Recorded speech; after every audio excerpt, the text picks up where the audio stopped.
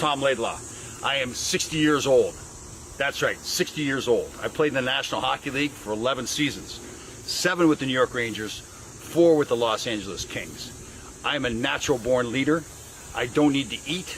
I don't need to sleep. But I do need to win. I played in the toughest era in the National Hockey League. I've fought the biggest. I've fought the best. I've started brawls, and I ended them.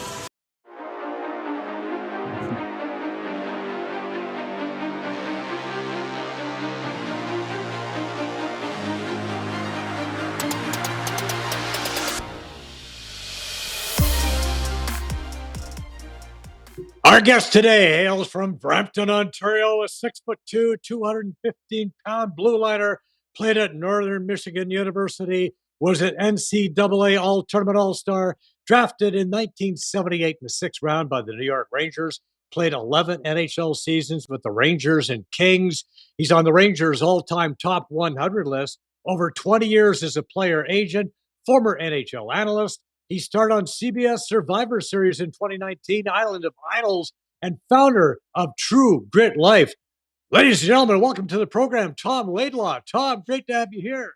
Joe, you got me fired up. I'm going to start doing some push-ups right now. That opening here, that was cool. Good job. Nice. Yeah, I love that. I stumbled across that. Very good. Good to see you again, Joe. Good to see you. Yeah, good to see you too. Awesome. So we want to start at the beginning. What was it like growing up in Brampton on a dairy farm? Yeah. Well, it's funny, right? I've got through this whole process probably over the last 7 or 8 years with True Grit Life and writing the book and public speaking and motivational speaking and everything.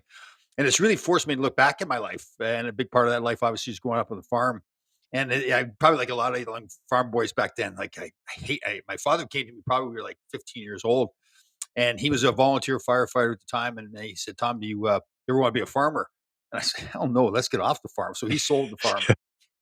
But it is, I had that memory as a kid where I didn't want to farm, but now I look back at it. I don't think I would have accomplished anything in my life, whether it's playing hockey, the motivational speaking, Survivor, the book, whatever. If I had not had that experience of growing up on a farm, particularly with my father and my grandfather and their work ethic, just the way they looked at life where, there was no excuses. And it really wasn't there. I mean, for us to survive, to have food on the table, they had to milk the cows twice a day, every day. To take it to the dairy to then get money to buy food. And there are no excuses. I remember one day my father was, it's a rainy day, we had a dog. My father was running up to the house. The dog ran under his feet, knocked him down, knocked him out cold. He got up, took a little nap, and went out and milked the cows again later on. And that's, yeah. And that was typical. And I really learned that, and again, I didn't know it at the time, but looking back, one of my father's greatest memories he was so proud of was Scotty Bowman wasn't coaching at the time. He was doing color commentating on CBC. And I was with the Kings. My father got one of those big satellite dishes, so he watched our games. And I don't know what I was doing, but one play I went down, tried to make a rush, fell over Mike Vernon, who was net for the Flames, and went head first to the board. And the play-by-play announcer, I can't remember who it was. He goes, I don't know who that is, but he's not getting up from that. And Scotty Bowman goes, oh no, that's Laidlaw. He gets up. He always gets up. And my father, that was his greatest thrill. He didn't care about me scoring goals, whatever it was. It was that mentality about getting up and getting the work done. And that came from being on the farm. Yeah, your dad getting kicked, it reminds me of maybe a hit from Larry Robinson or something like that, right? Yeah. You get up and keep going. So with that work ethic in mind, what made you decide that, first of all, you could be a hockey player and that maybe the major junior route wasn't for you, it was going to be college? I think one of the greatest things I've got going for me is this thoroughly blissful ignorance where I just, I don't know how, I didn't think about things too much. I had a dream it was first grade in school. You go back to school after the summer and you tell what you did during the summer. And then the teacher asks you to say what you want to do when you grow up. And I remember my parents kept a letter, and I've got to find it. But I wrote in the letter not just that I wanted to play in the NHL, but I was going to play in the NHL. Wow! And it was funny at that time because I couldn't stand up in skates. It was terrible. And I tell kids a lot when I go to clinics and try to help other kids. They're nervous and they're crying because they're falling down. I said, guys, I was worse than you. I could not stand up, and I played 11 years in the NHL by the time it all was said and done. So it just.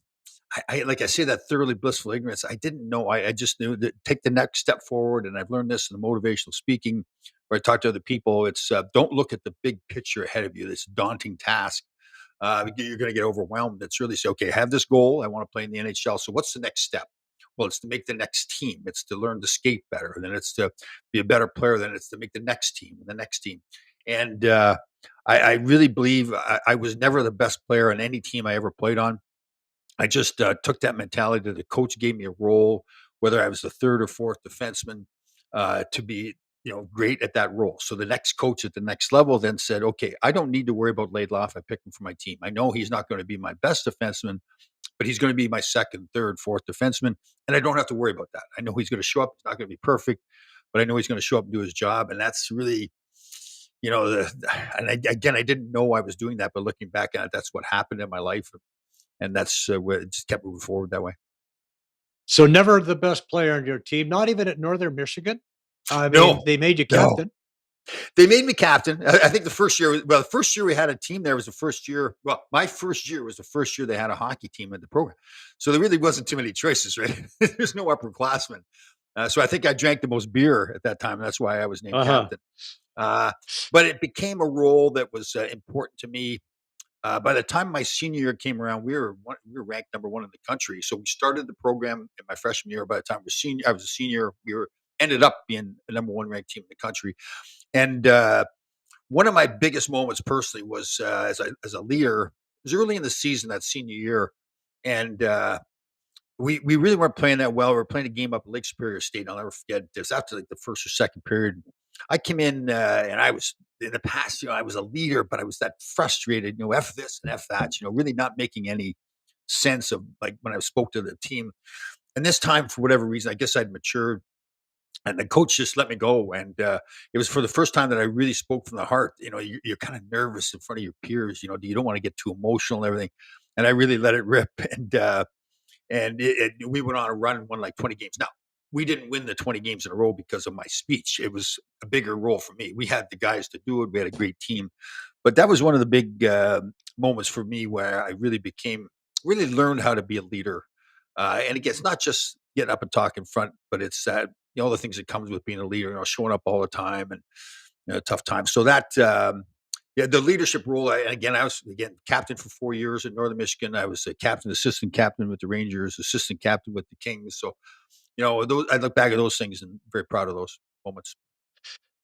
Well, that I mean, the program, it was just brand new when you got there, and in your senior year, you make it to the national championship. I mean, Yeah. that last year you had 38 points in 39 games.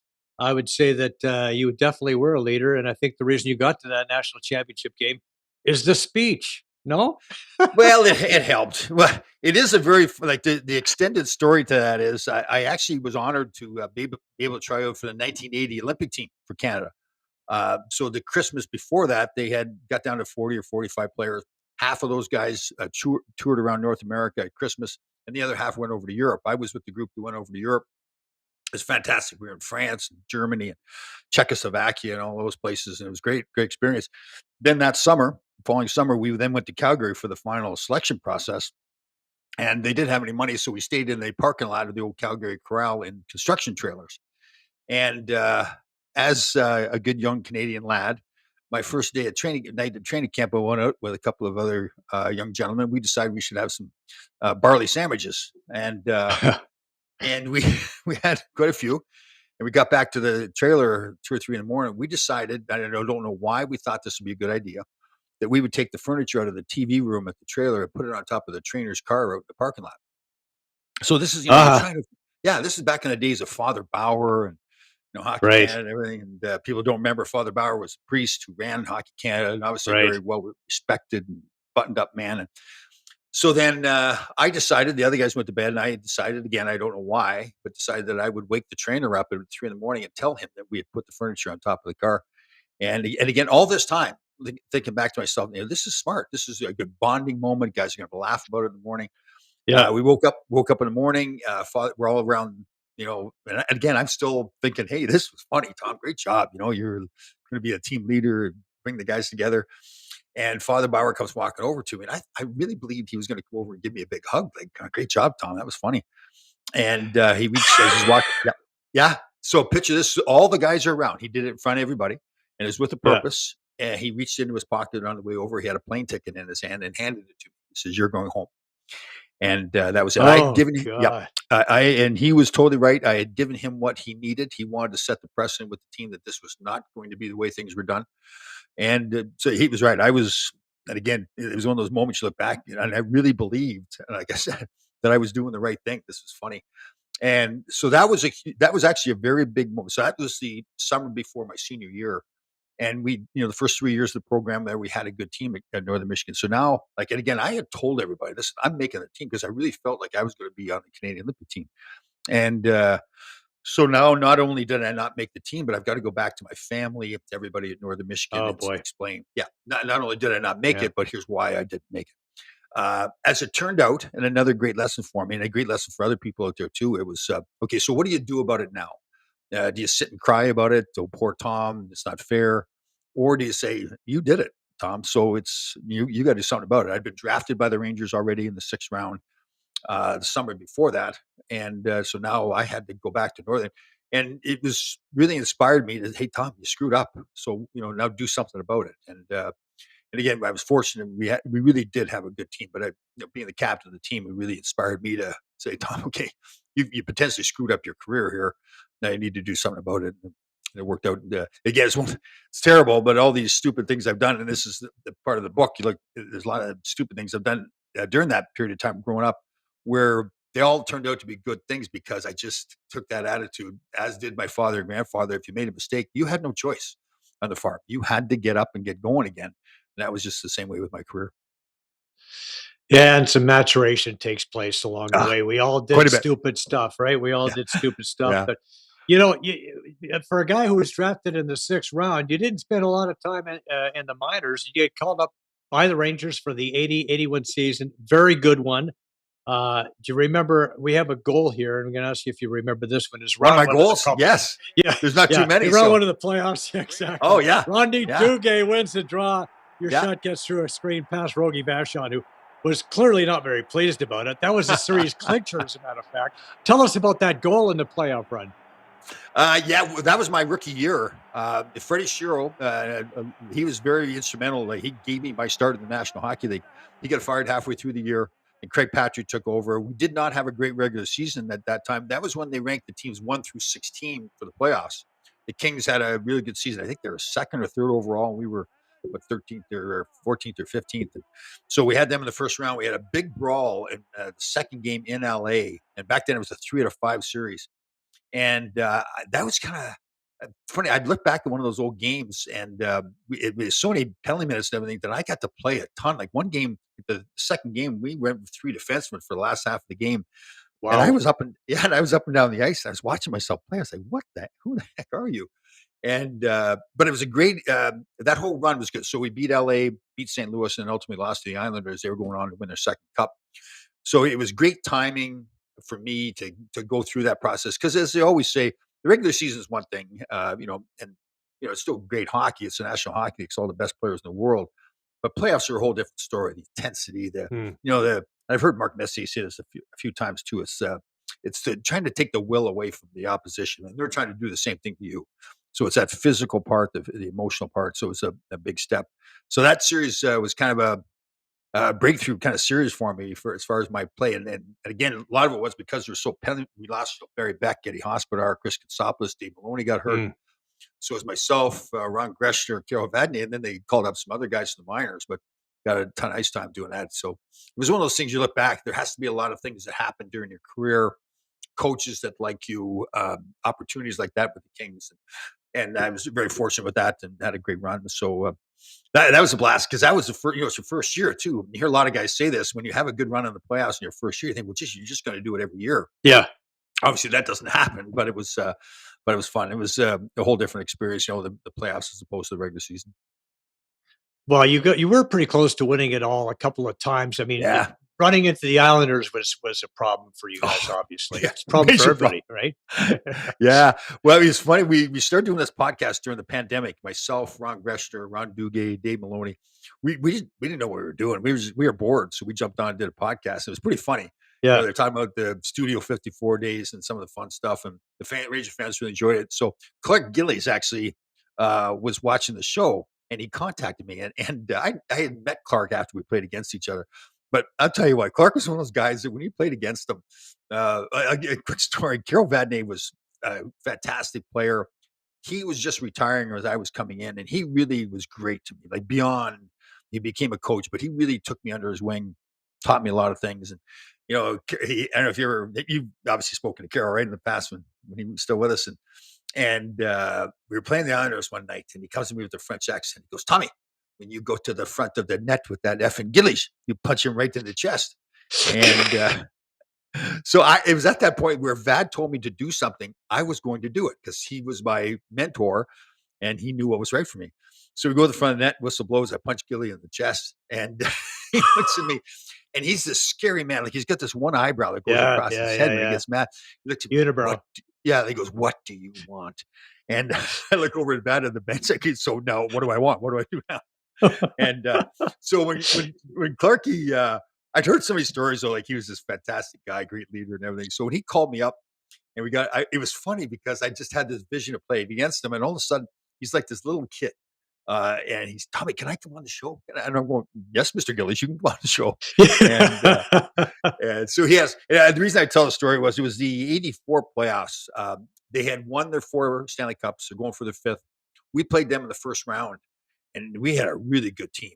We were up. Actually, it was a best of 5 series. We were up 2-1 playing at the Garden, and lost the game that we should have won. That would have knocked them out of the playoffs. So now we go back for game 5 at Coliseum, and went to overtime. And Kenny Morrow scored the famous overtime goal. And that was, I look back, that was one of the best teams I played on. That '84 team, although we lost in the first round. And Gillies even said that he thought, and he mentioned the whole team thought with the Islanders that if we had won that series against them, we could have won the Stanley Cup that year. So great to hear that from them, and it was a real honor. And I really mean it. It was a great honor to play against them because who they were. We hated the Flyers, but we really didn't. It wasn't as much hate with the Islanders. It was more respect. Like, okay, how do you want to play? Bobby Nystrom, if you want to, you want to duke it out or whatever, you want to score goals, Brian Tachi. But so it was a real honor to play against them. Yeah, I do think we would have had much more success, but that's the luck of the draw. And they, again, I look at it as a real honor to play against those guys when they were winning their cups. You talked about punching Gillies, who is a lot of people did that to their own peril. Yeah. But you were a pretty tough dude, not averse to dropping the gloves. Remember this tilt here with Marty McSorley? Oh yeah. Obviously holding your own against one of the toughest guys in the NHL. Tell us about this scrap. Well, that was Marty's first year in the league, and Marty and I ended up playing with each other out in LA. Yeah. And so I knew he was pretty tough, but that's like my 3rd or 4th year in the league, and I was tough, but I would tell you, when I first came to the NHL, I thought I was going to be the toughest guy in the world. Like I thought I was going to beat up everybody. And then you get, the ice, and there's Gillies, and there's Nystrom, there's Holmgren, and there's Ben Wilson. It's all over, Marty, or, McSorley. McSorley, Dave Semenko. So and I mean, this is a great thing for me. And again, for other kids, Marty, when he first started, he could not play. He was terrible. He was a terrible skater. Like you could see him playing in a beer league, and that's where he belonged. But to his credit, he was going to do whatever he had to do to stay in the NHL. And at that time it was fight. And again, the full picture with Marty was that he worked at his game until when I played with him in LA, he was like not just a legitimate player, but he was power play, penalty killer, and still fighting. But when I ran into him there, he was still in that process of proving he belonged in the NHL because it was fighting. So I'd actually paired up with somebody else, and he came in, and I kind of knew that he was tough, but I didn't know. We didn't have a real playbook back then as they do now. So we grabbed each other, and I gave him to him pretty early. But as it is with Marty, you can get him early, but he's not quitting, right? He's going to keep forever.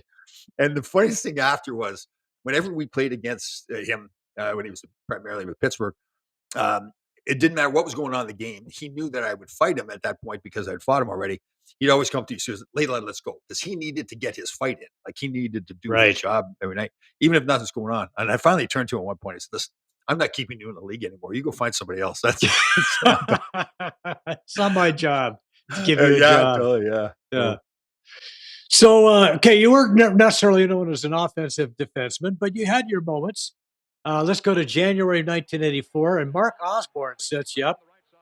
And this, you here using the defender as a screen, and that looks Jeez, to me like a where did you goal find scorer's that? goal. Wow, where'd you find that, Our Joe? I've video, never seen our that. video going, Paul Patsko, right? He's amazing. He's got everything. Oh, Paul. I know Paul. Yeah. Wow. Yeah. Let's go. Let's see that again. Here we go. Let's have a look at it. Flying 100 miles an hour. Like to Mike the forehand. Oh, what was top that? shelf using the defender as a screen. Yeah, it looked like Mike Bossy there for a moment, didn't it? Oh, God. That's funny watching that. I was like, where did that come Look from? at that quick release, too. Look at the hands on that guy. Oh, it really looks like I knew what I was doing there. I had a breakaway. It's funny. I had a breakaway one time in the NHL. Came out of the penalty box at Madison Square Garden and full breakaway. Nobody's around me at all. And I was so nervous about missing the net. I shot it and started right into the goalie's chest, right in the middle. I came back to the bench and the guy goes, guys to the bench, hey, good warm up, Tom. Way to warm him up. It is funny when you talk about that. My first year, I had like 6 goals, 20 some assists or whatever, and really thought that I was going to be like that good two-way defenseman, maybe score 10, 15 goals. And I look back at some of the videos of my first year, and I thought that was, really what I was going to be. Herb Brooks came in my second year, and I don't know if I regret this part or not, but it still ended up being okay for my career. But Herb was very like, okay, I view you as a certain way, like, and everybody he viewed that way. Like he once used the analogy that he went to his father's funeral and he looked up at the stained glass window, and it was all these different pieces, different sizes and colors and everything that all came together to make this window. And he viewed us as players as that same. They were all the pieces in the window, which that's really the way he looked at it. Mosaic. Yeah, and that's it. It formed. You had your role. Be who you are. The old Bill Belichick thing is, do your job, do your job. And Herb was very much that way. And so it was after my second year. We'd had training camp. We were at our practice facility in Rye, New York, and we are going to play the next day. And Herb obviously loved his speeches, so he pulled everybody together at the end of practice, and again games the next day. And he was going around the whole team telling everybody what the role was. Barry Beck, you're the leader. Ron Greshner, you're doing the power play. Ron Duguay, you take care of the hair care products.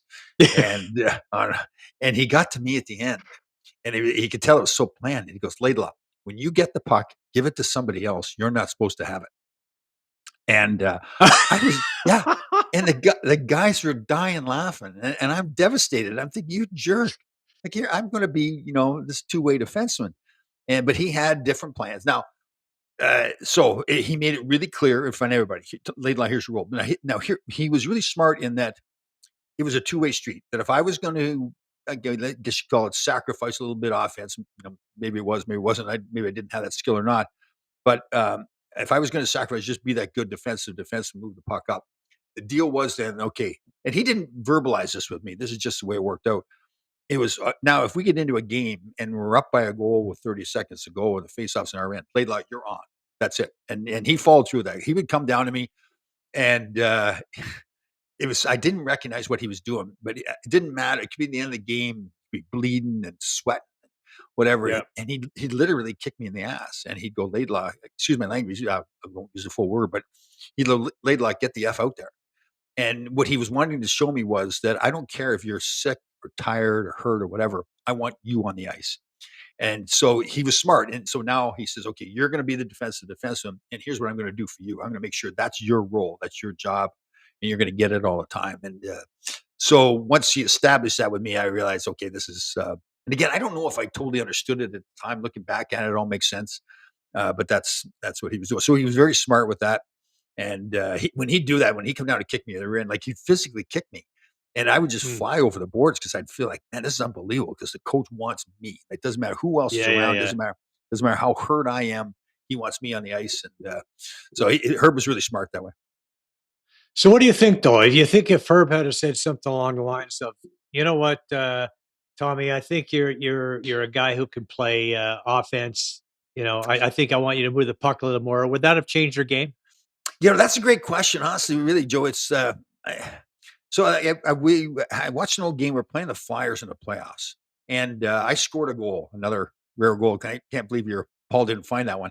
But Phil's, but it was funny because Phil Esposito was doing the color commentating, and I'd scored the goal, and he went crazy because at that year I played 80 games. I had an award with the Rangers. They called the Players Player Award. So the players voted on it for the guy that was kind of like the unsung hero that didn't get any credit. And so I played 80 games, did not score a goal, and I won the unsung hero award. It's a really, to me, it's an honor that your teammates select you for that award. And and Phil made a big deal of that. You could tell he was very aware. He says, I can't believe it. He's played 80 games. He got voted the Players Player Award, and he finally scores in the playoffs. So it kind of showed me that, I could go out and not score any goals. I think I got like 10 assists. So I got 0 goals, 10 assists in 80 games, and my teammates voted me as Players Player. So it showed me that, okay, I wasn't going to walk out of Madison Square Garden. Everybody's going crazy like they did with Ron Duguay and Ron Greshner and Barry Beck. My, I guess, adulation would come from my teammates and coaches, saying, okay, Tom, you're doing your job and we recognize you're doing your job. Now shut up and just keep on doing it kind of mentality. So, it could have been more offensive, or would that have taken away from who I was as that, unsung hero kind of guy that does all those little things. And again, that goes back to goes full circle, going back to the whole farm life, because that's where it was. My father and grandfather, nobody was there writing articles about them milking the cows every day or whatever. It was, they had to do their job, and that was it. So that was the same way with my career. Okay, so we have a few goals over here. 705 games in the NHL. Here we go. Here's one you scored on a Gomo scramble against the Oilers. How did you manage to get this close to Andy Moog, being the stay-at-home defender you were? Well, I think wow. Where did Paul find that one too? Yeah, of course. That's incredible. Yeah. I haven't seen that goal. I think what it is, once I get down there, I think, well, I'm staying. I'm not leaving. Yeah, why not? Yeah. I'm not getting back. Back. Yeah, that's funny. No, wow. Look at that's. You know what it was? One thing I felt like I had with my career was that you guys are laughing at me. The funny thing is, once you don't score goals, if you do score a goal, you go back to the bench. It's hilarious, right? Some of the comments, right? But I think what it was, like goals like that. I'm assuming, I don't know the situation there, where we may have been down a goal and we needed a goal. I felt like I had that in my game where, and Herb still allowed me to do this too. That if we needed a goal, then I could I could add to my game a little bit. And especially, guys like, Barry Beck was a captain. So when Barry was not the captain, they would put the C on me. I was assistant captain. And if he was gone for a long period of time, he had some shoulder injuries, stuff, then I would be made the captain. And I would play differently when he was gone, more because, okay, there was a void there. Somebody had to take that role that maybe more power play time, and certain situations to get more of a role. So, and guys would say to me too, like, why don't you play like that when Barry's gone? And I always felt like, there's roles for everybody. Barry's the captain. He's number one. I'm kind of like 1A or 2 or whatever you want to call me. And I have to play that role. I can't, Barry Beck is going to be Barry Beck. Tom Laidlaw is going to be Tom Laidlaw. Now, when Barry Beck's gone, then I have to expand my role. So that kind of goal, I'm assuming something like that had happened. Either we needed a goal, you guys were hurt, whatever. So I would step up and do more, but that wasn't typically what happened. It was, I think one of the, I'm very proud of too, looking back at my career, was just that desire to win and saying, okay, I've got my job, but I also, if I have to go outside the box a little bit to help the team win, then you try to do that as much as you can. Okay, so we got a clip from an interview you did between periods, and you were in a pretty nice role at this time. Let's listen to that, Vic. Well, assistant coach Jack Birch calls you simply one of the best defensive defensemen in the NHL. Your reaction? He's a smart man, Jack Birch is. No. Well, I tell you, if we play well defensively as individuals, because defense is stressed so much on this team. We play as a unit of 5 out there when we go out on the ice, and it's easy for a defenseman to do his job because the forwards are doing their job out there, and like all year long, our goaltenders have been playing well in that too. So, what do you think when you see that young? Well, it is funny because I remember when Jack Birch made that comment, and he made it in the paper too. And I read it, and I was like, "Oh man, I really like." It's one of those moments where you go, I mean, first of all, I'm in the NHL. That's a lifelong dream of just playing the NHL. And then when people start saying that kind of stuff about you, like, it kind of, to be honest, it kind of freaked me out a little bit. It was 1986 or 87. I was on the All-Star ballot. Um, Wow. and yeah, it was probably the worst year I ever had in my life because and it's weird now looking back at it. I had total confidence in my abilities. It wasn't like I was doubting myself, but the type of player I was, I thought, I can't play in the All-Star game. Wayne Gretzky's going to be there. Paul Coffey's going to be there. What am I going to do? Like fire it off the glass? These guys are all making nice plays. And my nice play is to bang it off the glass to get out of the zone. I just, and it was the weirdest feeling. And then, those sort of things started happening. I was in LA at the time. Mike Barnett was representing Wayne Gretzky, and he was negotiating a contract for some other defenseman in the NHL, and I think he was negotiating with Washington. And he came up to me one time at practice, and he says, Washington Capitals thinks you're one of the top 20 defensemen in the National Hockey League still. And he was very nice about it. And we ended up working together with IMG later on. And when those things start happening, I guess when you're playing the role I was playing, again, you don't get recognition. You fall down, you block a shot with your face. Well, the crowd's not jumping up, it's not like Wayne Gretzky making this great move. That's great, Tom. You got no teeth now, but so it's, yeah. So when you hear those kind of things, it is kind of strange. I actually had this conversation, great friend of mine, old teammate that I had a fantastic career, James Patrick, who's coaching out in Victoria now in the Western Hockey League, and really intelligent guy. And we had this conversation a while ago, talking about the same kind of thing that, and it happens, I think, even at the NHL level, people know, well, geez, they're in the NHL. They must be uber confident or whatever. Well, there's always those little party in the back of your head thinking, man, am I really that good? I'm here in the NHL. And if I was to do it again, that's the one thing, if I was to play again, and I'd recommend to young people coming in, it's that fine line between having respect for everybody else, but still saying, okay, I'm no different than them. They're not better than me. I'm not better than them.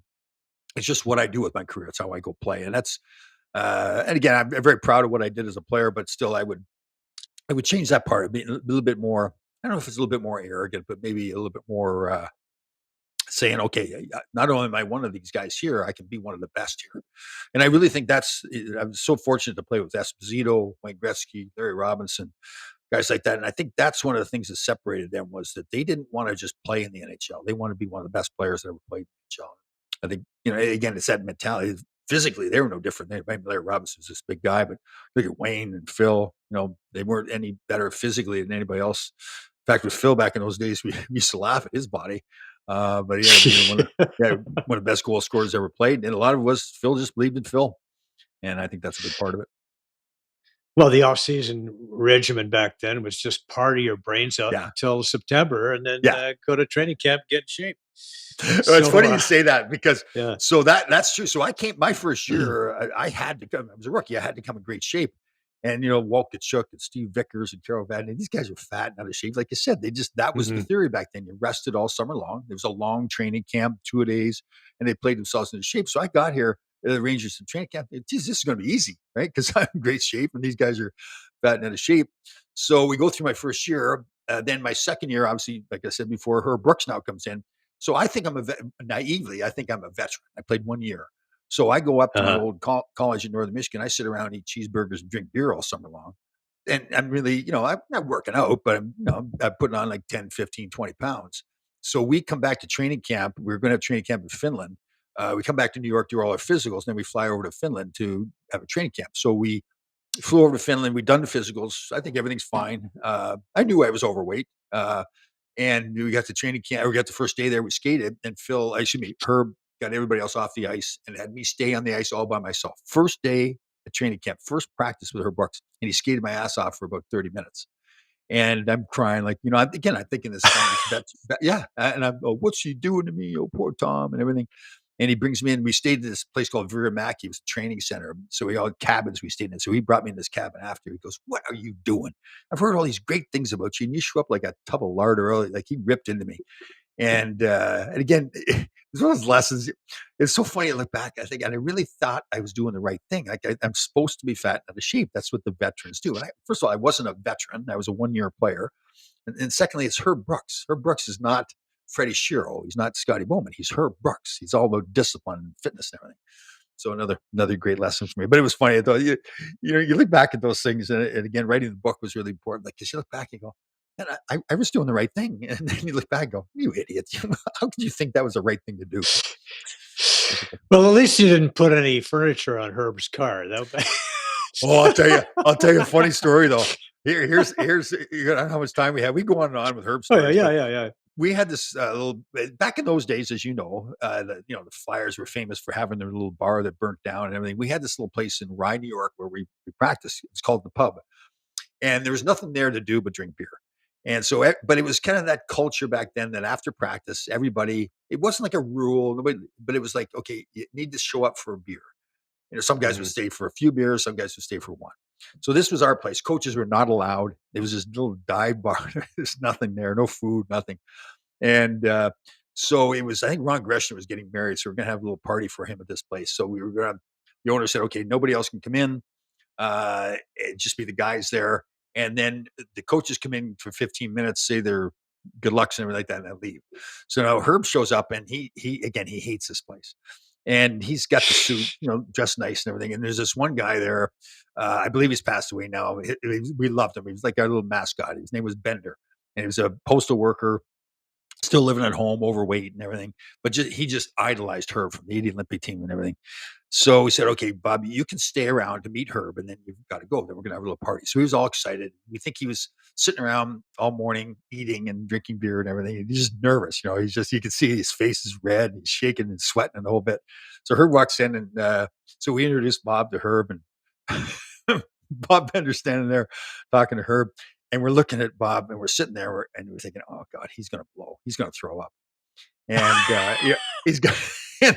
So now, of course, we could have stopped this whole thing, but we were watching. We're thinking, no, we're not stopping this. This is great. So, so Bob ended up throwing up on Herb's shoes. So So here's this place that Herb hates. He's been in there about 5 minutes, and here's this guy that he has never met before throwing up on his shoes, and we're just done. So it was. We told the story recently. It's one of those old stories. The old guys have been there, and we're going, "Did that really happen that way?" And the guys go, "Oh yeah, it did." So that was a great Herb Burke story. Did Bob Bender ever puke on your shoes? No, I never got the honor. I guess I wasn't. I wasn't as esteemed as Herb was. Yeah, That's a great yeah, way. That's a great way of looking at it. That's an honor. That's an honor. Yeah, yeah. And I don't That's know if an Herb honor. looked at it that way, but that's the way he should have looked at it. Yeah.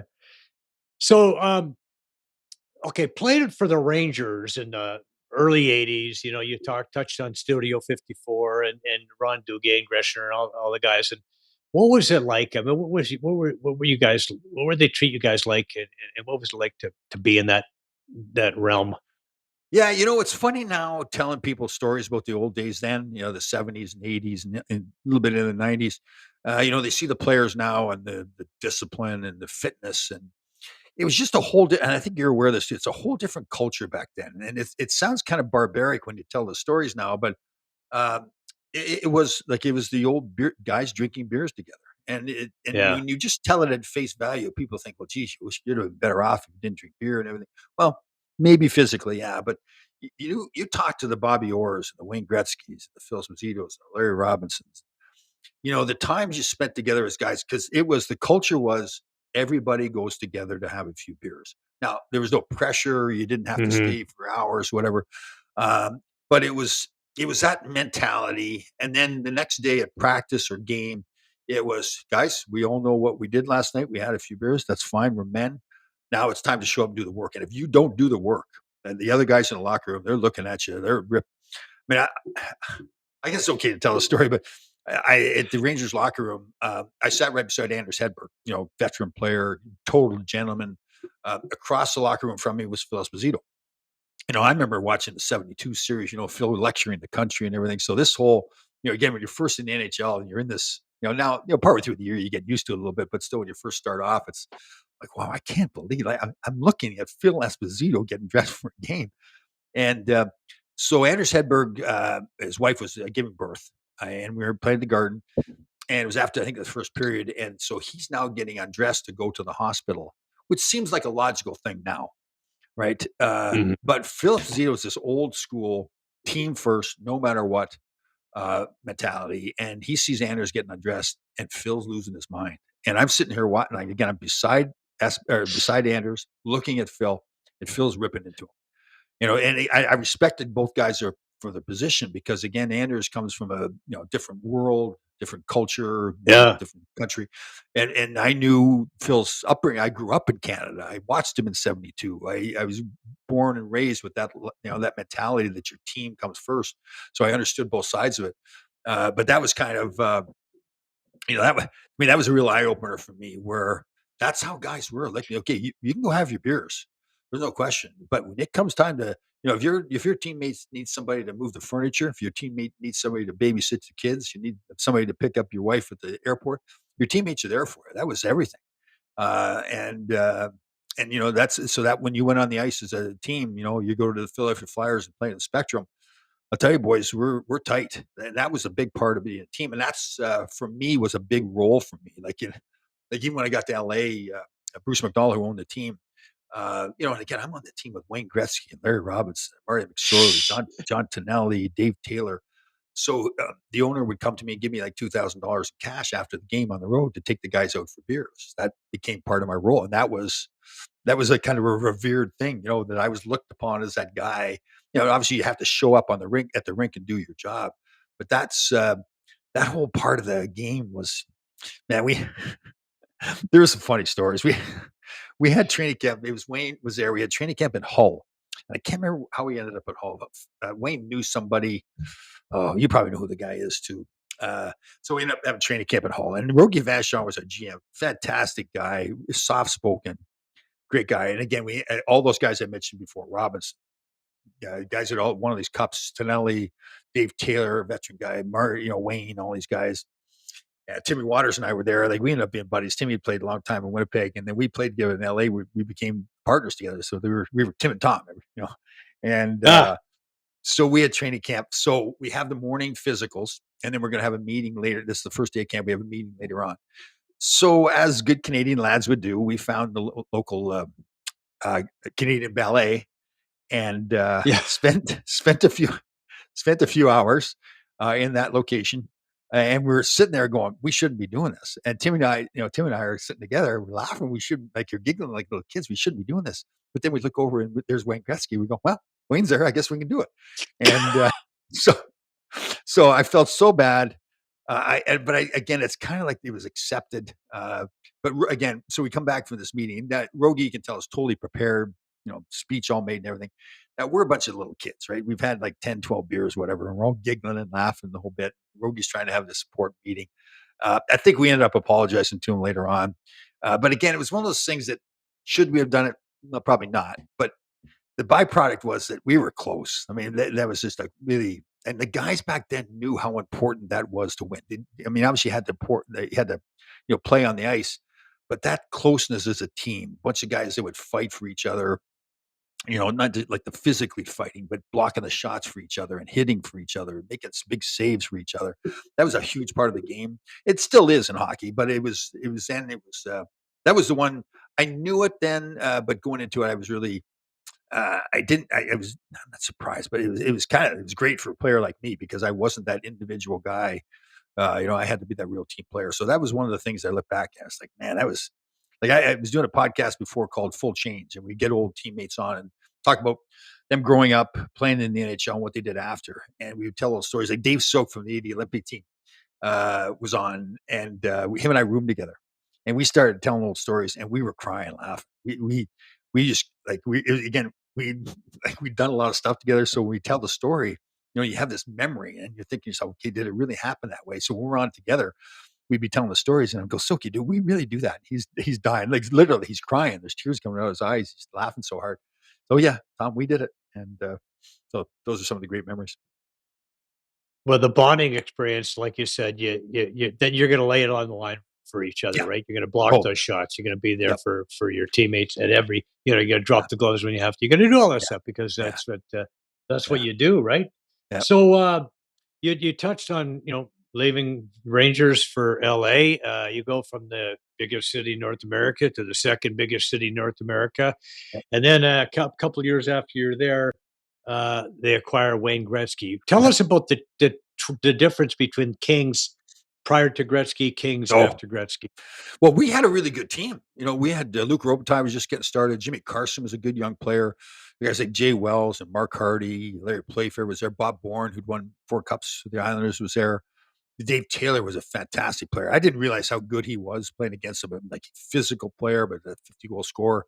So we had a really good team. It's just that really it was in LA and nobody cared. Like the old joke was, what time's the game started at the Forum? And they said, well, what time can you make it? And like even our jerseys, look back now, they're kind of these retro jerseys that are kind of cool. But when we had the purple and gold, I came from having the red, white, blue with the Rangers, and it was one of the all-time iconic uniforms. And so now we go into, let's say, the LA, we go into Montreal Forum, and there's Larry Robinson and Guy Lafleur skating around, and all the banners, and then the red, white, blue. We're skating around purple and gold, and it's just like, oh, it is funny. It really was demoralizing. But again, we had a good team, good bunch of guys, good team guys, and everything like that. So then, I remember when Wayne got traded, I was, again, ESPN was the only source of sports back then. So I was back at my home here in New York, August 9th or whatever it was. And I started hearing the reports that he was getting traded. And probably like everybody, probably like you too, you're like, come on, no way. Wayne Gretzky's not getting traded. And then when they start saying it was the LA Kings, and I'm thinking, I'm on the LA Kings. This is wait a minute. Yeah. Yeah. So it really,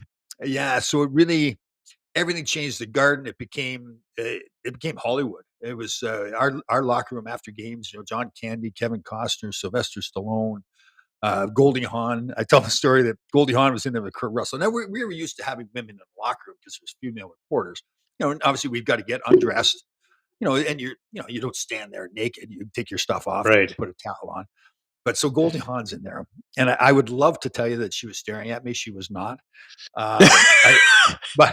But she's looking just casually looking around the room. She wasn't being perverted or checking guys out or whatever. May have glanced in your direction. They may have glanced in your direction. Well, what happened was just as she was coming around the room, I had dropped my gear, so I'm standing there naked, and she's looking at me. Now, she probably looked at me for like 0.6 seconds or whatever it is. Right. But I'm thinking to myself, oh God, I hope it's not cold in here. It's so it was. But that's the kind of stuff that changed. Like that whole, it was Hollywood. I mean, it was a whole different world. We had the black and silver. I'll never forget partway through the year, we were playing a game in Montreal Forum. It's Hockey Night Canada, and again, Larry Robinson's there, Guy Lafleur, and Wayne Gretzky. We had a good season. We were up high in the schedule, high in the standings, and so were Montreal. And Ray Scampanello, the old linesman, was a great guy. And so it was opening face-off. I'm on the bench right by the blue line, and he's getting ready. He's on the blue line right by the bench.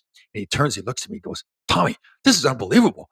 He was excited because you just sense the whole, it's a Montreal Forum, all the great players, Hockey Night Canada. So you went from being, again, we still, probably, obviously the team was better with Wayne, but we had that good team before Wayne. But we were kind of irrelevant. And now we became not just relevant, but we were the place. And it was a place that, when I got traded, the story of a lot of people thought, well, geez, why do you want to go to LA to play? It's an awful place to play. And once you get there with the weather, and then Wayne shows up, and you think, man, this is the best place to play. So it was pretty cool.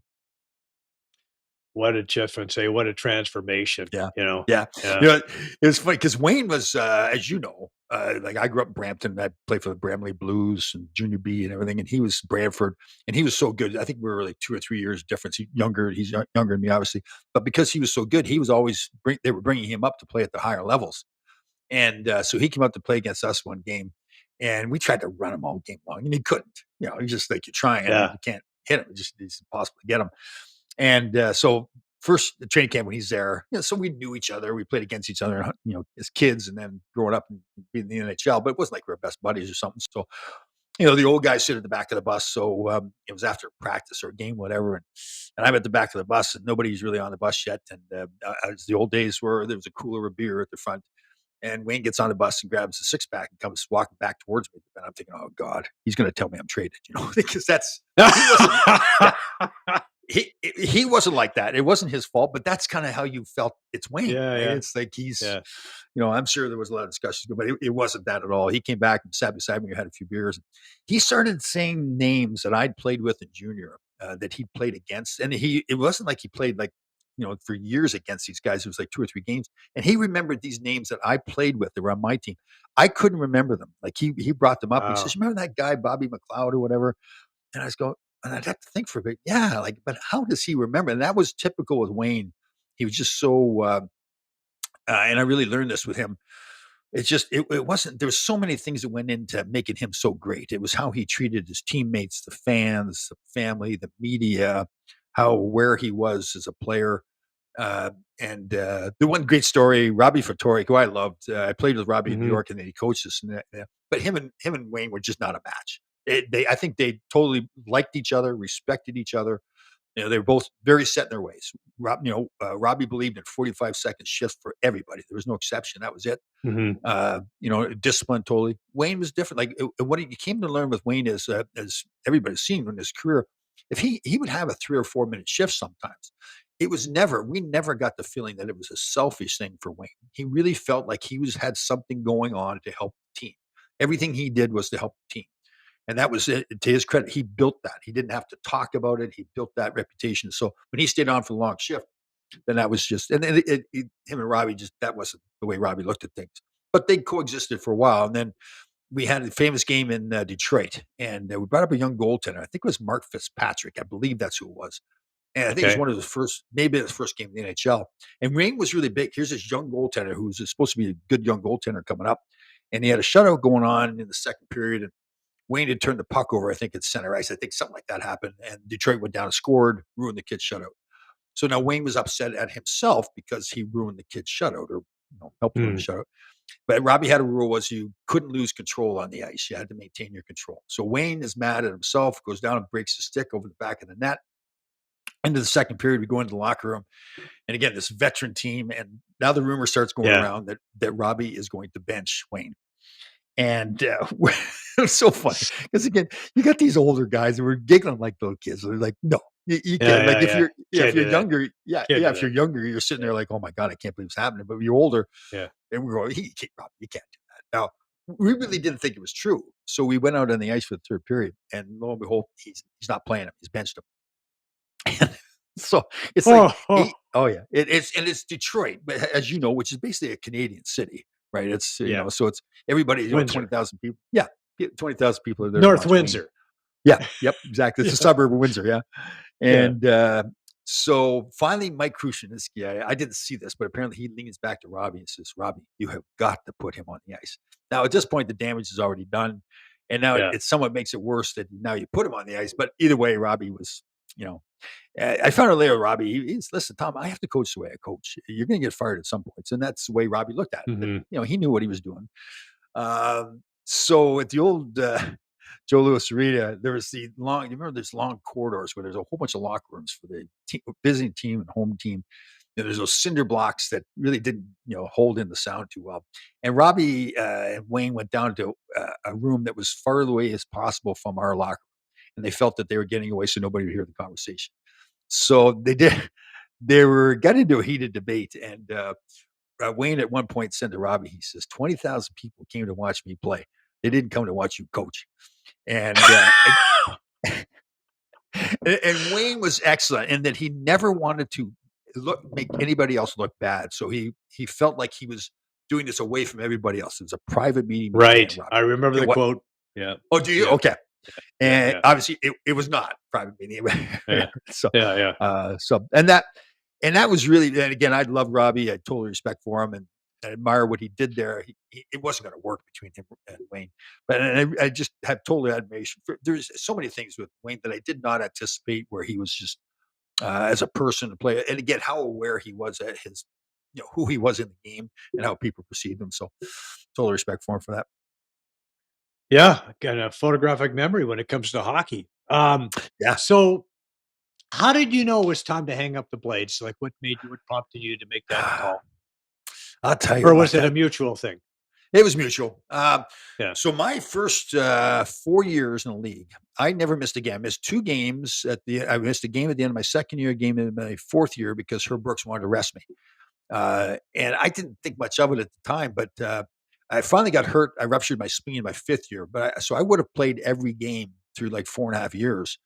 I didn't realize what a big deal that was. And again, like a lot of guys, he had sprained ankles and stuff. Guys play through stuff all the time. So I was able to play all those games except missing those games to rest. Ruptured my spleen. And I remember guys telling me that once you start getting hurt, it's going to get worse. You're going to get hurt all the time. And I was never getting hurt to the point where I couldn't play. And all of a sudden, so I ruptured my spleen. I come back. I think it was the next season that I hurt my back starts going bad. I was getting the numbness in my legs. And I was so like my stubbornness about never changing things made me a player. Um, Roger Nielsen, Puro Pizza drafted me when I was coming out of junior B. And he sent me a training program. And he was one of the first, as you know, with Roger, he was one of the first guys in fitness and everything. And out in the farm, we had the gravel roads, and there was a running program. So I would get out on the gravel roads and run. And I started getting my shins were going like painful, like burning. The doctor said, "Okay, you got shin splints." So, well, so what do you do? Well, it's a farm day, so you go out and keep running. You deal with the pain. So that kind of stubbornness is what I grew up with. That never saying quit, fighting through pain. And again, it wasn't just me. A lot of guys did that kind of stuff back then. So that's who I'd really built myself to be. That's how I viewed myself. Never get on the training table. Just grab a beer and fight through it. Mentality. So then when I started hurting my back, I kept doing the same thing. And looking back at it now, that with a back injury, you have to change. And so that carried with me through to LA. Was when I was playing, I was playing fine. Rick Wilson, who, I don't know if you remember him or not, was assistant coach. Great guy. He had hurt his back. He played in Montreal and hurt his back. So he was going through the same thing. And he was really good to me. And he'd skate around before practice. And he said, "Tom, I know what you're thinking. You've got to change. You got to do things differently." And I just wouldn't do it. And again, I look back and I go, okay, well, you're so stubborn, Tom. But again, my stubbornness made me the player I was. So now I think, okay, if I give in to that and now don't be stubborn, and then I'm ruining who I am. But looking back with the back injury, you have to change things. You have to train differently and everything. And now I don't have back problems at all because the way I train, working my core and everything. So it's 66 years old now. So the back was going bad. And it was just, again, I kind of lost who I was. I think, again, I was that guy as a player that played all the time, showed up all the time, and then all of a sudden now I can't play. I'm missing games, missing road trips. And I was mentally too, I was getting like, what is going on? I remember Rick Wilson was coaching with us. Cap Rader was another assistant coach. And both guys were fantastic to me as people, as a person, as a player. And Cap, as he should do in between periods, I'd made some bad play or whatever, and he was critiquing the play. He wasn't picking on me or whatever. He was just saying, "Tom, the next time you should do this, whatever." And I remember snapping at Cap while he was doing it right in front of the whole team. And as the words are coming out of my mouth, I remember thinking, like, "Tom, what are you doing? Who are you?" And I had lost who I was. And it was, man, as soon as I got done and they walked out of the room and I looked at Cap, and he was mortified and he should have been, because he was great to me. And I was being totally unprofessional, inappropriate, childish, whatever words you want to call it. And I went in and apologized to him right after. But that kind of stuff started happening to me mentally and physically. And I realized, man, now you look back and I've learned much more now. And you think, okay, you could have corrected things, but that it was more the back. But I think it was just time. Like I just, I kind of lost that. I don't know what it was. I think the injuries got to me, and it's like, what am I? I never get hurt. What is going on here? I really, really frustrated. So that's a pretty frustrating time too. And again, like the whole that Cap Rader thing kind of summed it up. And I remember like I said to you, when it was happening, the words coming out of my mouth, like, what is it? What are you doing? It's just not who I was. So, yeah. Yeah. So mentally, physically, emotionally, it's starting to drain on you, and it's time for a change. Went into a very successful career as a player agent for about 20 years, and signed some incredible players and everything else. But you weren't always physically fit, but you became physically fit. You really got yourself together, and no more back problems. And 5 years ago, you got drafted into playing or being involved in season 39 of the Survivor Series. How did this come to be? Well, as we're talking, part of what I learned during the whole process of, like, even looking back at retiring, starting a new business. My father, I touched on before, had been a farmer, had been a volunteer firefighter, and then sold the farm at, must have been in his late 30s, early 40s, and then became full-time. So he had to make a big life change which was big. Now he's getting rid of the source of income that we had. Now starting on a new career, we didn't really know where it was going to go, and I didn't realize what a big deal that was, him moving on and changing careers. So me, when I retired and started the agent business, was the same thing. I had a young family, and I'm thinking, God, I don't really don't know what I'm doing. I'm not an agent, but I was, I guess I was smart enough to know what I was doing, but not too smart to overthink the whole process. Right, just go and figure it out. Um, so that was that kind of started me off on this kind of journey of breaking away from being a hockey player and now becoming a businessman that was trying new things. Like the Rangers had a program while I was playing where they would pay for you to go to school during the summer. They wanted guys to be more complete people. So growing up on the farm, we had the dairy would come and pick up your milk in a big trucks, with the big big air brakes and everything, like a semi trailer. And I always wanted to learn how to drive one of those trucks. And so during the summer one year, I'd looked in the back of a newspaper and they had a truck driving school. And I knew the Rangers were paying for you to go to school during the summer. So I called up the Rangers. Yeah. So I called up the Rangers and I said, well, I'm going to go to school. And they were all excited. Like I was going to be one of the first guys to use this program. They think I'm going like to Harvard Business School or something. They said, what are you doing? I said, I'm going to truck driving school.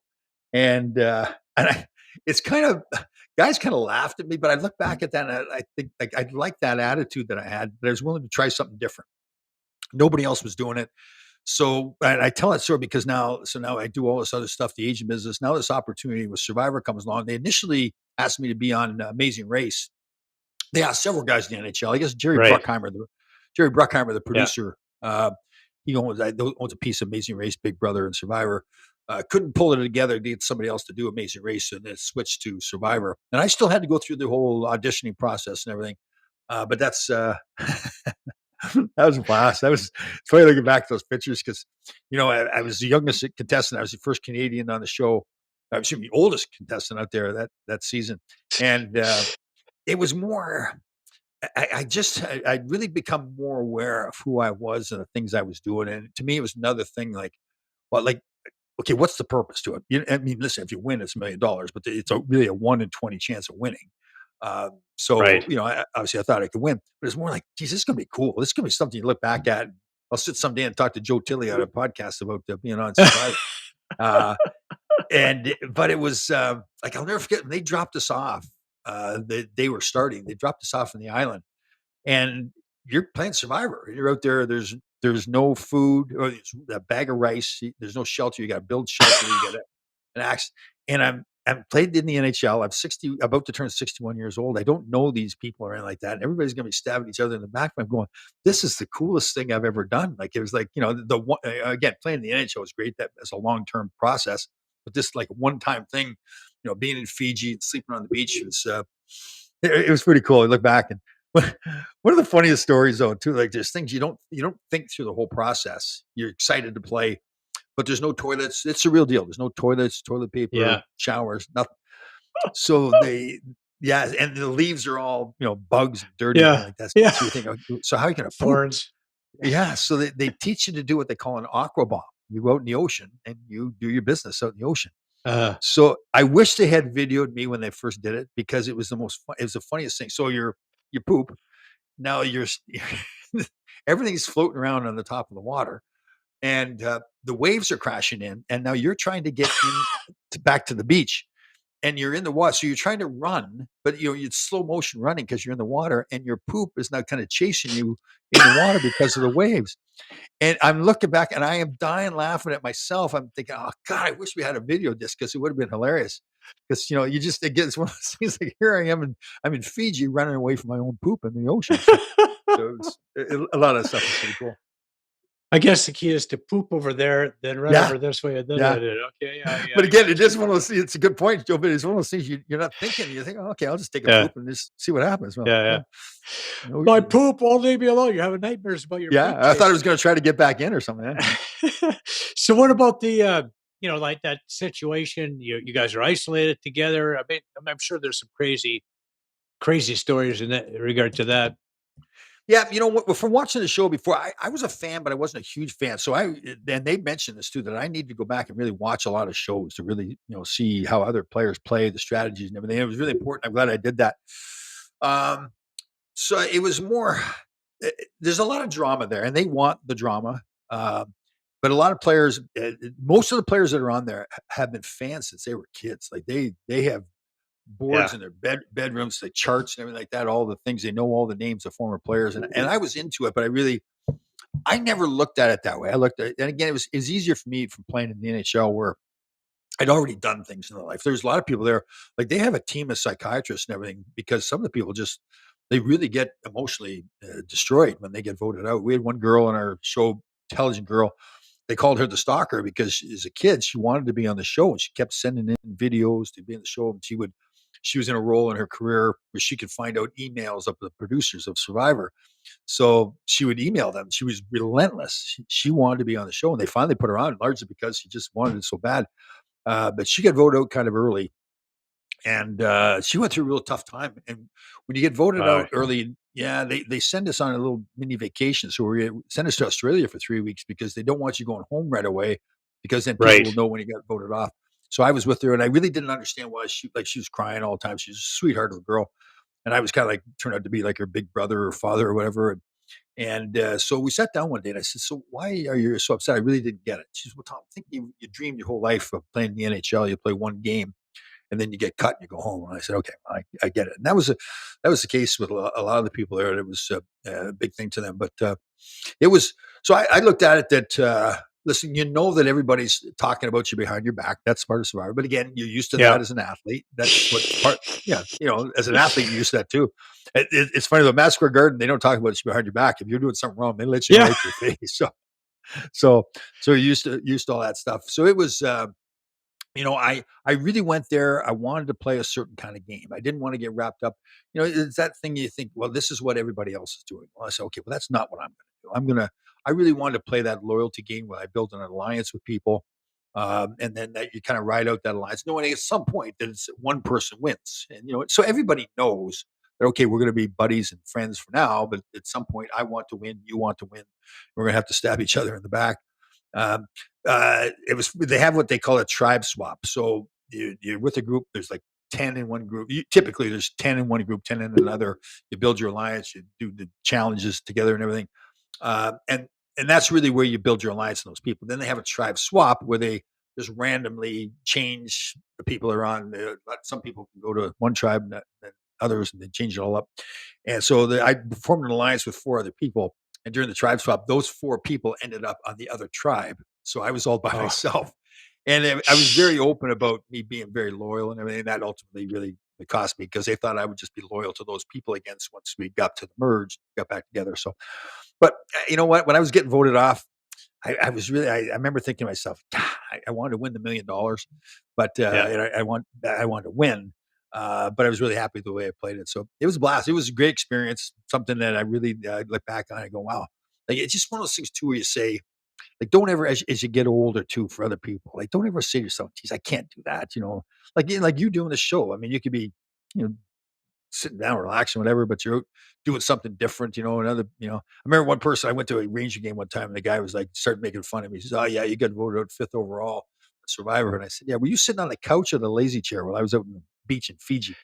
And kind of shut him up pretty good. So Right. Well, people are critical. That's just what yeah, people do. It's like yeah, when they're at Madison Square Garden, they're going, Laidlaw, you suck. They don't say, yeah, Laidlaw, nice pass, great hit. yeah. Oh, you really saw that coming out. That's just What just not what people do, right? One of the best stories. People ask what it's like to play at the Garden. So it was Herb Brooks was coaching. We had played terrible one game. I was on the ice, TV timeout, and he's losing his mind. We're playing so bad, and he's screaming at us. And I'm trying to pay attention to Herb. But now behind Herb in the stands, especially at the Garden, in most places, but especially at Madison Square Garden, New York, all the real wealthy people are sitting there. So there's all these beautiful women, in dresses, fur coats, and the whole bit. But again, you're trying to pay attention to Herb because he's losing his mind here. So this beautiful woman comes walking down. She's got the nylons on, the whole bit. She's staring at me. And I'm like 24, 25 years old. So I'm thinking, oh God, she wants me, obviously, right? She's a human being. I'm Tom Laidlaw, right? So she's staring at me and she's really like just eyeballing me, like walking right towards me. Now at the glass, like in most places, there's a little slit between the panes of glass where you can put a business card. So the guys, again, everybody's trying to pay attention to her, but you can't help but notice what's going on. This woman's coming down towards Tom Laidlaw. Ron Duguay's on the team and all this. Yeah, yeah, And yeah. so I'm thinking, wow, this is pretty cool. But at the same time, I'm thinking this is going to be pretty awkward. So she goes, and I'm thinking she's going to lean down and put her phone number between, the panes of glass. And I'm thinking to myself, don't do it, don't do it. I wanted her phone number, but I didn't want her to do it. So she gets down to the glass. She starts banging on the glass. She goes, Laidlaw, you suck. You're terrible. You're awful. And the guys on the bench are dying. Again, the scene was we're trying to pay attention to her, but it was so funny the way it happened, the way she's like looked like she wanted me, and then she's yelling at me how bad I was. So that's Yeah, right. she wanted you, all right. She wanted you off Yeah. the team. Yeah, Yeah, exactly. yeah, She wanted to right. give me some skating lessons. Yeah. Yeah, yeah. Yeah. So tell us about truegritlife.com, Yep. your website, and discover your inner beast. Fitness, motivation, discipline, dedication, passion, and integrity are not just words, but words I love, words I read about, but words I live by. Yeah. Expand on Yeah. that. Yeah. Joe, it was, again, as we talked before, I led this life. And like my mother would tell a story, like when I was 6 years old, they're, out on the farm, the kids would all come to one corner. The bus would pick everybody up at that corner and then take them to school and drop them off there. And we had this young girl in our group that our neighbor, some disease, and she was going blind. So the Mhm. parents all got together and said, and I don't remember the story, but the parents all got together and said, okay, we'll take turns. One of the kids at the corner will help her every day get on and off the bus. And for whatever reason, I decided I was going to take it upon myself to get her on and off the bus every day. And I don't know why. I don't recall it. My mother bragged about the story all the time. Mm. Um, so it was those things. It was running with shin splints. It was constantly trying out for new teams, never being the best player, doing the little things right. The discipline to show up. My parents, showing up. My father and grandfather every day, getting up and milking the cows. All the little discipline. My grandfather went to buy a truck one day, and to him, when he washed his car, he would open up the hood of the car and wash the engine. So he went to Mm. buy a truck one day, and there was dust on the engine. Wouldn't buy it, and the guy's like, "It's a truck." He's going, "No, it's got dust in the engine. I'm not buying it." So that's the environment I grew up in. That things were done meticulously. They were done the right way. Whether my father was loading a wagon full of hay, every time he would load that wagon, it was loaded the same way, same number of bales on there. You could take a picture 1,000 times and you would think it's the same wagon. It never changed with my father and grandfather. It was the same way with them. And so I grew up with that environment and I really didn't understand because it's just what I had. I mean, it's like, getting cut from the Canadian Olympic team. There was no, hesitating to feel sorry for myself. No, you screwed up. Now get to work and fix it. And and again, not really understanding that's the way it was. But now, I started getting online and I was, getting up early in the morning and posting a video of me like pouring my cup of coffee. It was the same time every day. Things would happen to me. Like Jim Thompson, I'm sure you know, is a former NHL Yeah, I player. know, Jimmy. Yeah, Yep, does a lot of stuff with kids now in the Toronto area. yeah. Really great stuff with them. For Tigers. Yep, and so we were teammates briefly in LA. I was just leaving; he was just getting started. We did a podcast together, and I was getting up every day and doing my video, going out doing a march.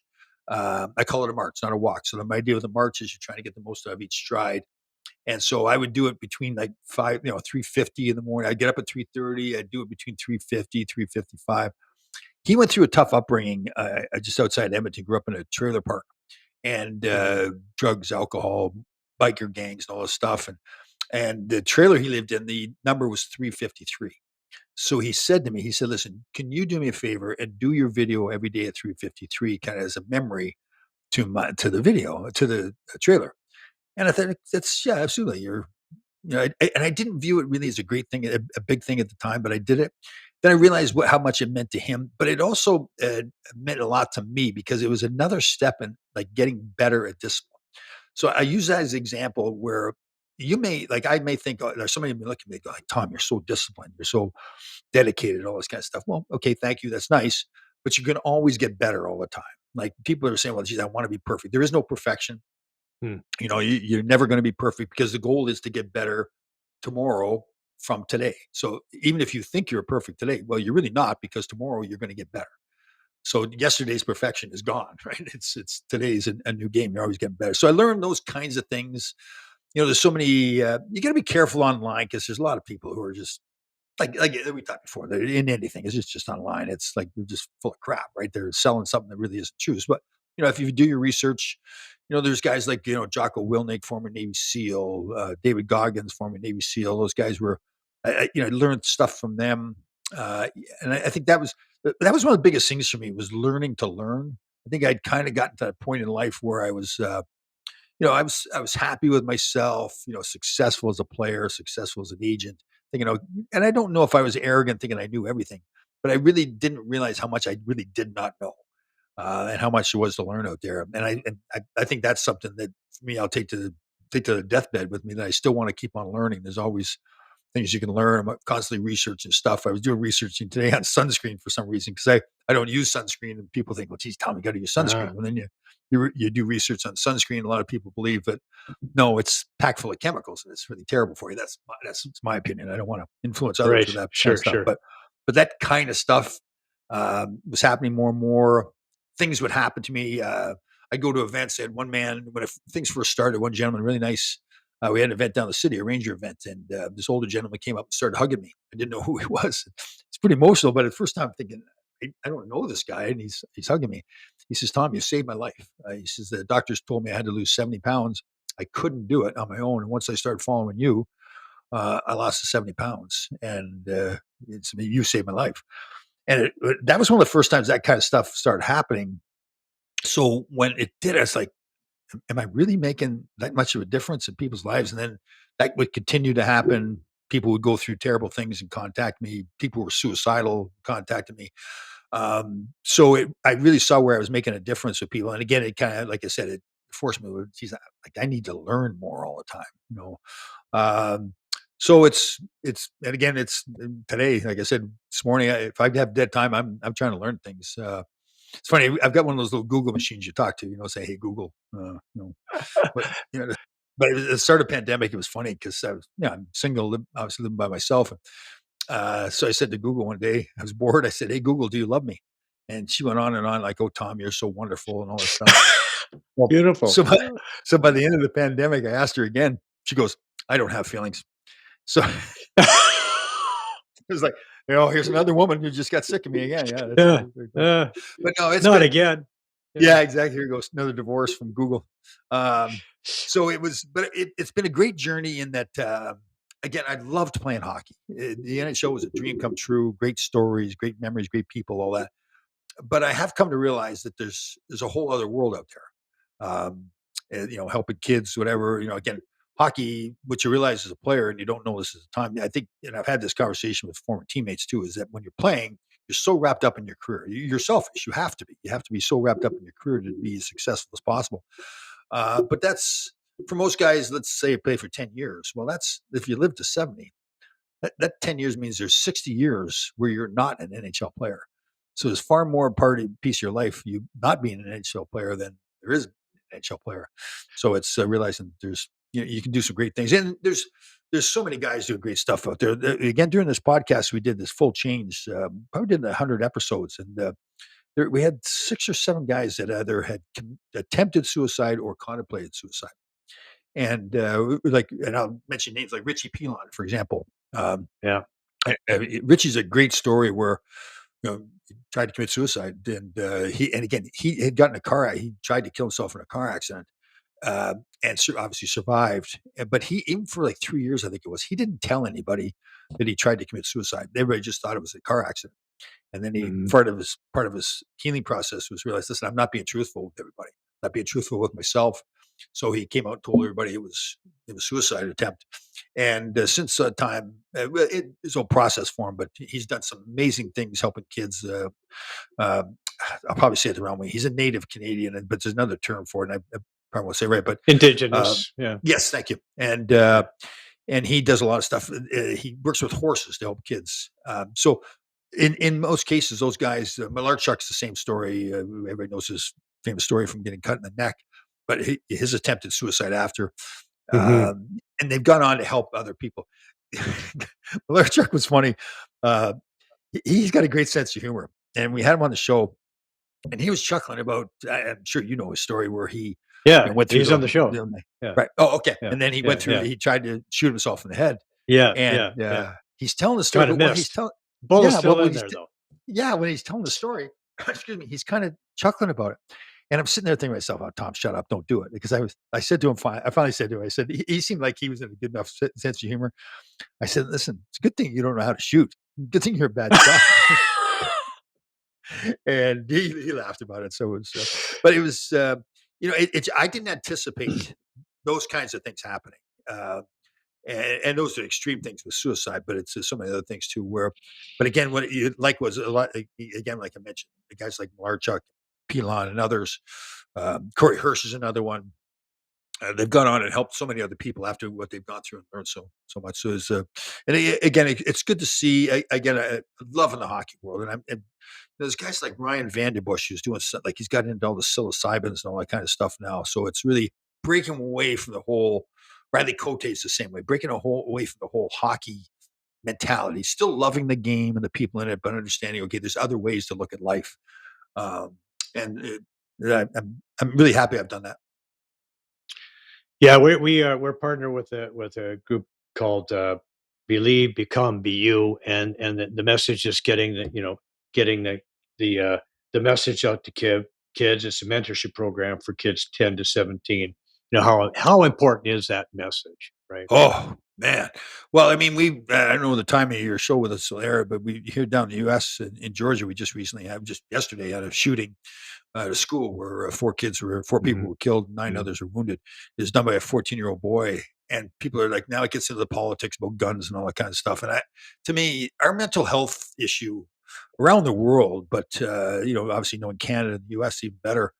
It's a mess. Like I don't think we realize how bad uh, not just young kids, but a lot of young kids, men as well. I guess the suicide rate is like 3 times for men what it is for women. Not that it's less important for women, but it's just I just don't think we understand. And I was so fortunate and unfortunate to deal with the whole Sheldon Kennedy case many years ago, where he was abused by Mhm, by Graham mhm. James. What a learning process that was for me. I didn't understand how often abuse happened, what it does to people mentally, physically, the damage. Like people think, well, it's like people say, well, geez, they got abused 5 years ago. Why didn't they say something? Well, what you learn is you don't know. You don't know what their support system is. Who's around, who was it that abused them? So many factors that go into it. So, and I brought that up with the shooting too. It's like we don't.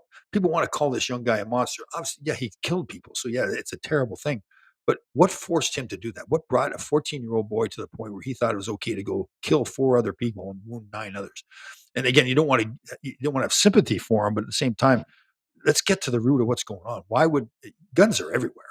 But why would a 14-year-old boy think it's okay to go kill somebody? It's a mental health thing. I mean, that manifests itself in so many ways. We got a group down here in Darien, Connecticut, not far from me. Parents lost their son to suicide 2 or 3 years ago. They started this program called Shoulder Check. With the idea he played hockey, so that shoulder check is a hockey term, but it's also Mhm. the theory is that to reach out to somebody and actually put your hand on their shoulder and say, "Listen," they have 3 terms. I can't remember what it is, but basically it's like, "Are you okay? I'm here for you.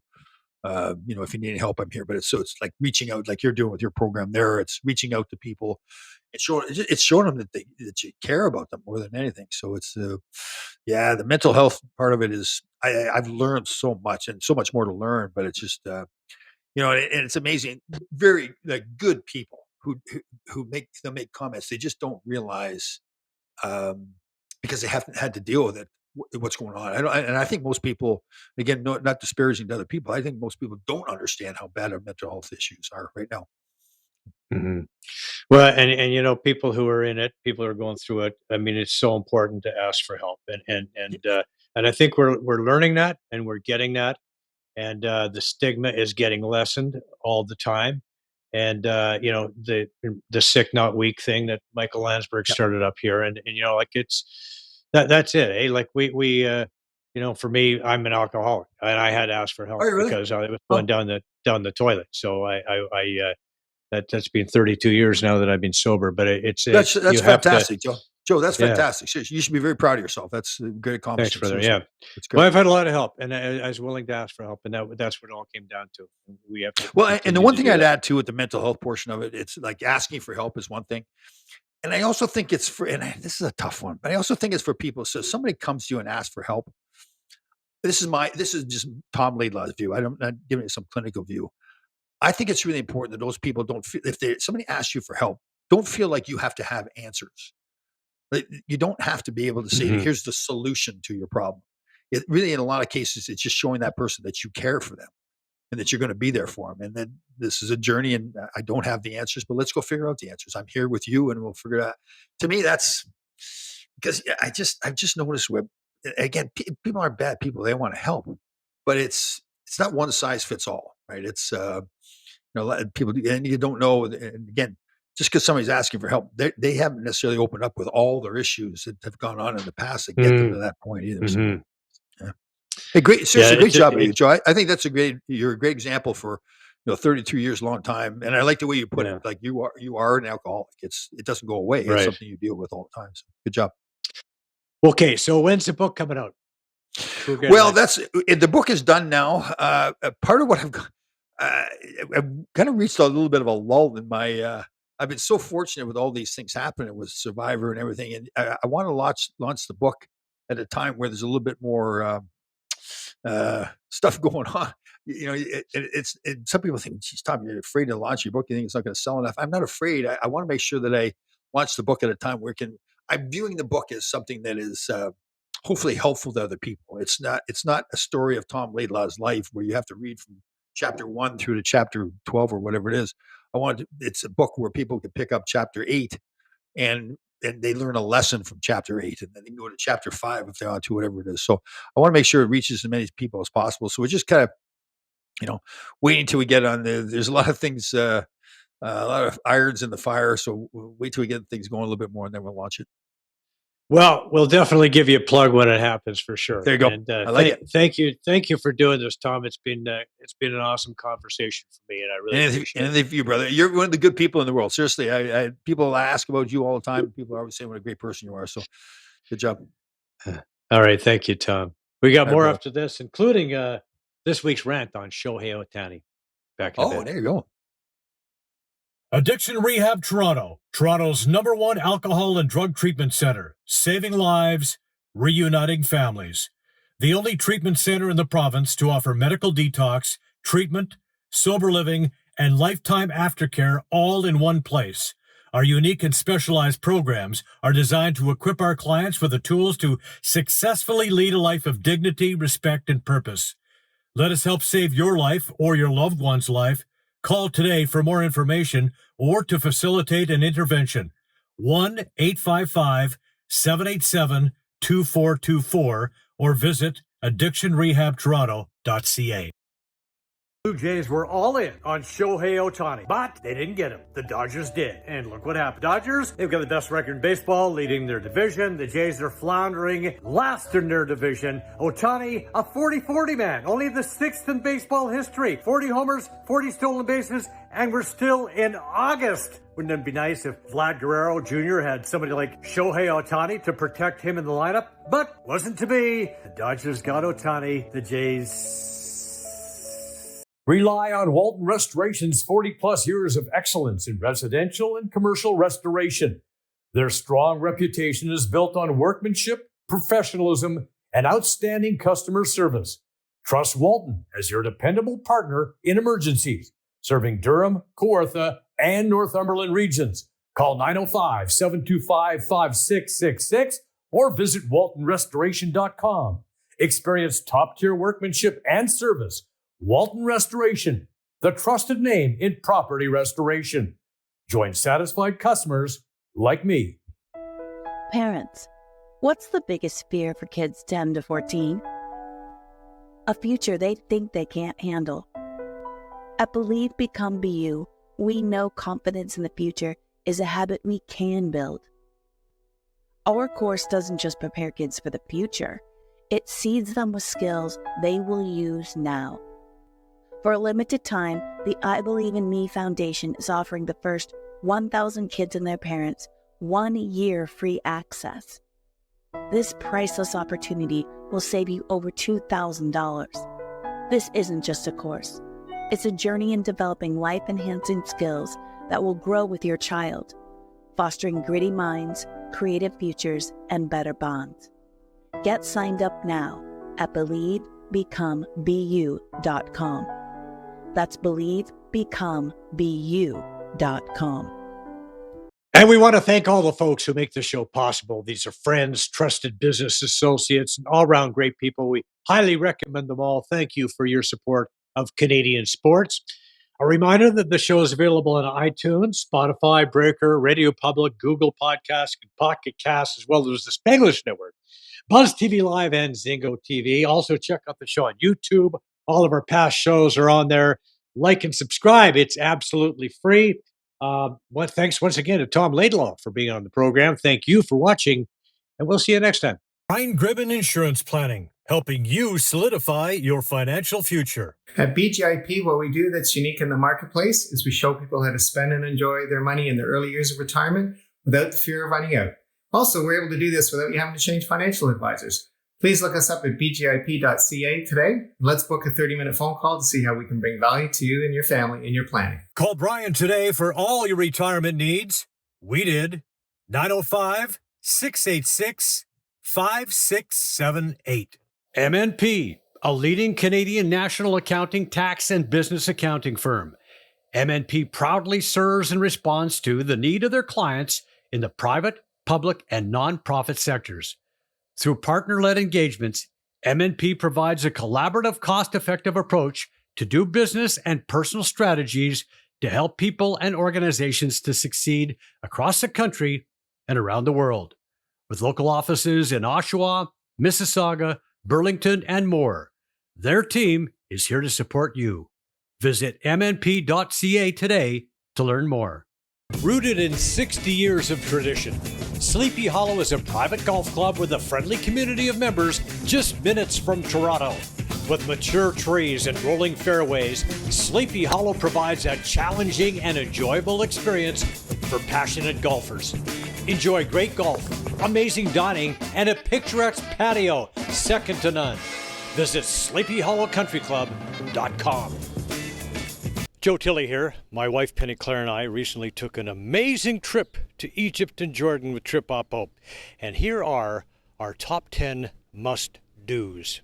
Last but not least, we relaxed at a luxury resort and took a dip in the famous Dead Sea. This beautiful resort was a perfect way to cap off our incredible adventure in Egypt and Jordan. After days of exploring ancient ruins and bustling markets, it was wonderful to just kick back, put on a little mud, and soak up the sun by the Dead Sea. Oh, I almost forgot to mention the amazing cuisine in Egypt and Jordan. Don't forget to try the delicious local food like mouth-watering Egyptian barbecue. And the best part is that our Trip Oppo tour includes almost all of the meals, so you can indulge in the local cuisine without worrying about opening your wallet. I would highly recommend that you book your next trip through Trip Oppo. Call them today. Guests on Joe Tilley Sports receive a gift certificate from Classica Imports. Top of the line imported men's clothing. Check out the Classica Essential Collection now. Go to shopclassica.com.